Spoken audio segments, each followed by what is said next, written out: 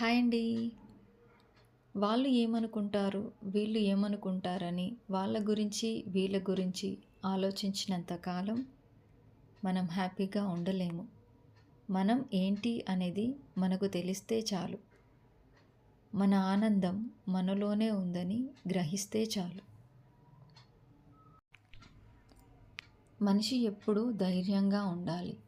కష్టమైన, సంతోషమైన నవ్వుతూ ఉండాలి. అప్పుడే జీవితం అంటే భయం ఉండదు. భవిష్యత్తు అంటే బాధ ఉండదు. జీవితంలో మనం అనుకునేవన్నీ మనకు లభించవు. మనం దేనికి అర్హులమో అవి మాత్రమే లభిస్తాయి. ఈ రోజుల్లో పచ్చనోటు ముందు బంధాలు పలచబడిపోతున్నాయి. ధనం ముందు గుణం గుడ్డిదైపోతుంది. ఆస్తుల ముందు ఆప్యాయతలు ఆవిరైపోతున్నాయి.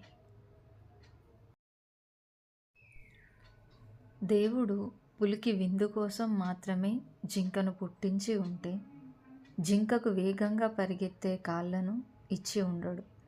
సమస్యను ఇచ్చి పరిష్కార మార్గాన్ని కూడా ఇచ్చేవాడే దేవుడు. మనం నమ్మిన ప్రతి ఒక్కరూ మనకి నమ్మకంగా ఉంటారని అనుకోవడం మన పిచ్చితనం. ఎక్కడైతే అతి నమ్మకం ఉంటుందో అక్కడే మోసపోవడానికి ఎక్కువ అవకాశం ఉంటుంది.